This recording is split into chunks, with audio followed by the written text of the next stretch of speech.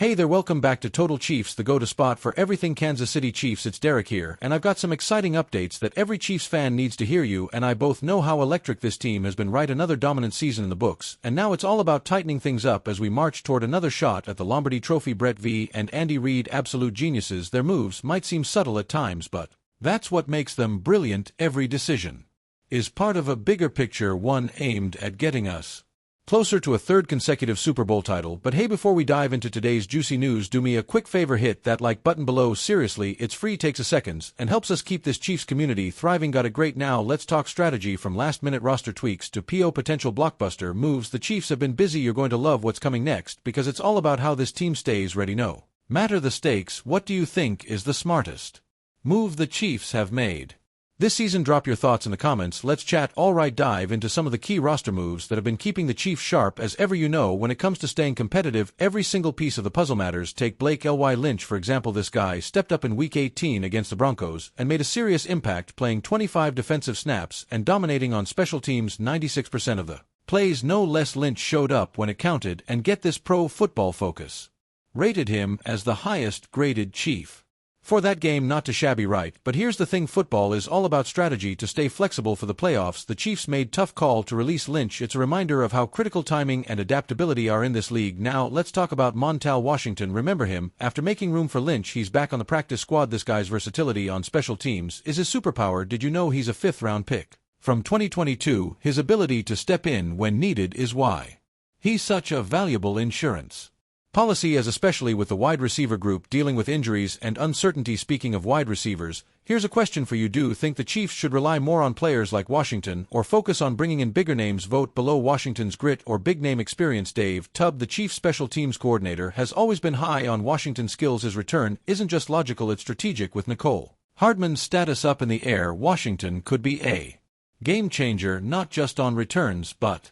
possibly as a receiver too. So, what's your take? Who do you think will make the bigger impact during the playoffs? Special teamers like Washington or fresh faces stepping up? Let me know in the comments. And just like that, we're moving from these critical roster moves to a bigger picture, the future of Chiefs offense. Stay with me. Now let's shift gear and talk about a cornerstone of the Chiefs offense, Travis Kelce. We all know he's a legend, right? But even legends can't outrun time. At 35 CS, has been the rock of this team for over a decade, but his numbers this season were his lowest since 2015. It's a tough pill to swallow, but it raises the big question: what's next for the Chiefs? At tight end, enter Colston Loveland, the Michigan Wolverine standout, who's been making waves as one of college football's top prospects. At 6 feet 5 inches in and 245 pounds, this guy is built for the NFL, with over 1,400 receiving yards and a first-team All-Big Ten honor to his name. Loveland seems like the perfect successor to Kelce's hybrid skill set, aligns perfectly with Andy Reid's offensive philosophy.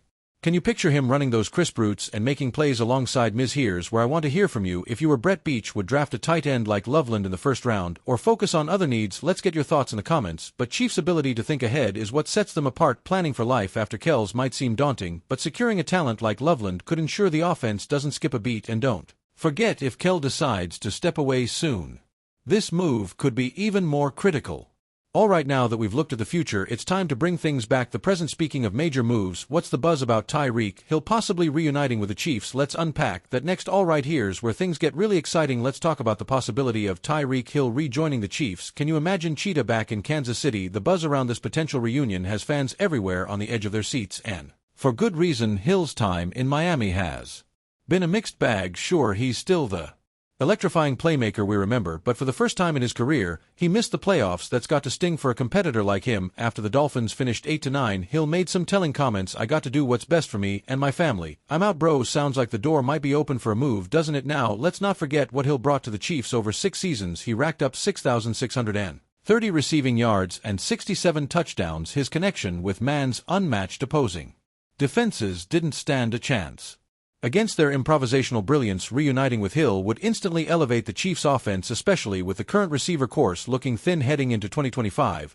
But here's the big question: what would it take to bring him back? A hypothetical trade could involve a first-round pick in 2025, third-round pick, and maybe a mid-rounder in 2026. Sounds steep, right? But considering Hill's age, he turns 31 this March, the cost might be lower than what Miami paid in 2021. What do you think? Is Hill worth the investment? Vote below yes Bring him back or no, build the future financially. It's tricky. The Chiefs have just $1 million in cap space right now, but Brett V has worked magic before restructuring contracts and making room for stars. If Cows were to retire, that could free up significant cap space too. Here's why Hill's return makes sense. His presence opens up the field for guys like Rashee Rice and Xavier Worthy, plus his leadership and experience could help younger receivers grow, and let's be honest, Hill thrives in Kansas City's system with Ma at the helm. It's a perfect match. So what's your call? Would Tyreek Hill's return guarantee another Super Bowl run, or do the financial and roster challenges make it too risky? Let's debate in the comments. Speaking of challenges, let's break down the financial and strategic implications next, because this kind of move takes some serious planning. Bringing Tyreek Hill back to Kansas City isn't just about talent, it's about navigating the numbers. The